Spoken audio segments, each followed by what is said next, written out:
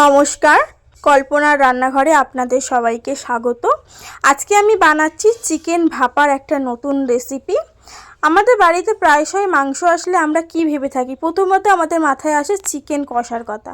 আমরা যদি চিকেন কষা না বানিয়ে চিকেনটা এরকমভাবেও বানিয়ে থাকি তাহলে কিন্তু খেতে অসাধারণ লাগবে আর একটু টেস্টও চেঞ্জ হবে। আজ তোমাদের সাথে চিকেন ভাপার রেসিপিটা শেয়ার করার আগে আমি বলে দিই, যারা যারা আমার চ্যানেলটা এখনও পর্যন্ত সাবস্ক্রাইব করোনি তারা অবশ্যই সাবস্ক্রাইব করে দিও, যাতে তোমাদের কাছে আমার এই মজার মজার রান্নার রেসিপিগুলো সবথেকে প্রথমে পৌঁছে যায়। তার জন্য চ্যানেলটা অন্তত সাবস্ক্রাইব করে দিও। এবার আমরা রান্নায় ফিরে আসি। চিকেন ভাপা বানানোর জন্য আমি এখানে বোনলেস চিকেন নিয়ে নিয়েছি, মানে বড় বড় চিকেনের পিস ছিল, সেগুলো আমি ছোট ছোট করে টুকরো করে কেটে নিয়েছি। এখানে আমি চিকেন বোনলেসগুলো নিয়ে নিয়েছি। এখানে আমি ভিজিয়ে রেখেছি কালো সর্ষে, আপনারা সাদা সর্ষেও নিতে পারেন, আমি এখানে শুধু কালো সর্ষে নিয়েছি। আর দিয়ে দিয়েছি বেশ কয়েকটা কাঁচা লঙ্কা। আমি এটা একসাথে ব্লেন্ড করব।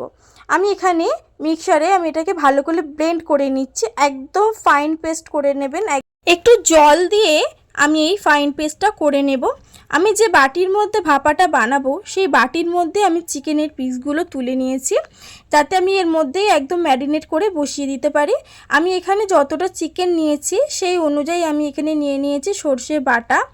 আপনারা যতটা চিকেন নেবেন সেই অনুযায়ী সর্ষেটা আপনারা পরিমাপ করে নিয়ে নেবেন।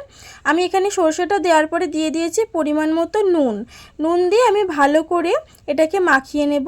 মাখিয়ে নেওয়ার পরে আমি এখানে একটু সর্ষের তেল দেব, দিয়ে এটাকে আবারও ভালো করে মিক্সিং করে নেব।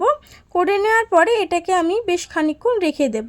হাতে সময় না থাকলে না রাখতেও পারেন, কোনো অসুবিধা নেই। যদি সময় থেকে থাকে তাহলে 5 থেকে 7 মিনিট রাখলে চিকেনটা একটু নরম হবে। ভালো করে মাখিয়ে নিয়ে এটা আমি 5 থেকে 7 মিনিট রেখে দিয়েছিলাম। অন্যদিকে আমি একটা গ্রেভি বানিয়ে নেব। তার জন্য আমি এখানে ফ্রাইং প্যানে নিয়ে নিয়েছি সর্ষের তেল।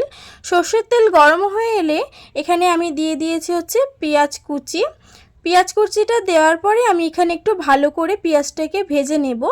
ভেজে নেওয়ার পরে এখানে দিয়ে দেব আমি আদা রসুন বাটা দেওয়ার পরে মশলাটা আমি ভালো করে কষে নেব। এই রান্নাটা আপনারা স্টেপ বাই স্টেপ ফলো করলে একদম ইজি আর খেতেও অনেক সুন্দর হয়। সো বাড়িতে ইজিলি বানিয়ে ফেলতে পারবেন। আমি ওখানে দিয়ে দিয়েছি লঙ্কা গুঁড়ো আর দিয়ে দিয়েছি হলুদ গুঁড়ো, দিয়ে আমি এখানে সামান্য নুন দেব, যেহেতু ওটার মধ্যে আমি চিকেনটার মধ্যে একটু নুন দিয়েছিলাম, তাই এখানে আমি আবারও পরিমাণ মতো নুন দিয়ে দিচ্ছি। নুন দেওয়ার পরে আমি ভালো করে আবারও মশলাটাকে একটু গ্রেভি মতো করে আমি আগে ফ্রাই করে নেব। তারপরে আমি এখানে জল অ্যাড করব। একটু জল দিয়েছি যাতে গ্রেভিটা হয়। গ্রেভিটা হওয়ার জন্য আমি এখানে জল দিয়েছি পরিমাণ মতো, দিয়ে ভালো করে আমি মশলাটাকে কষে নেব। এখানে আমার মশলাটা কষা রেডি হয়ে গেছে। এবারে আমি এখানে যে চিকেনটা ম্যারিনেট করে রেখেছিলাম তার মধ্যে এই গ্রেভিটা আমি এখানে দিয়ে দেব, দিয়ে ভালো করে আমি এটাকে মিক্স করে নেব।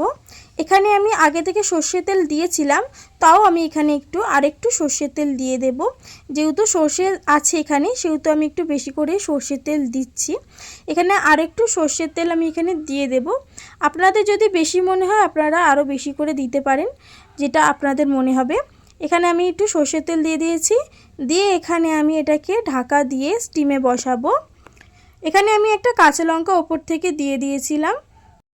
এবার এটাকে আমি স্টিমে বসাবো 20 মিনিটের জন্য তাওয়াটা গরম আছে, তাই আমি এখানে স্টিম বসিয়ে নিচ্ছি। এখানে তাওয়াতে আমি এখানে 20 মিনিটের জন্য স্টিম করেছি। আমার তো 20 মিনিটই সময় লেগেছিল। 20 মিনিটের মধ্যে আমি একটু খুলে দেখেছিলাম যে এটা সিদ্ধ হয়েছে কিনা। আমি এখানে চিকেনটা সিদ্ধ হয়েছে কিনা তোমাদেরকে দেখিয়ে দিচ্ছি। চিকেনটা একদম সিদ্ধ হয়েছে, আর দেখো চিকেন থেকে কতটা জল বেরিয়েছে, যেহেতু এতটা জল ছিল না আগে। এখানে চিকেনটা সিদ্ধ হয়ে গেছে। এখানে চিকেনটা একদম পারফেক্ট কুকড হয়ে গেছে। এবার এটাকে আমি নামিয়ে নেব।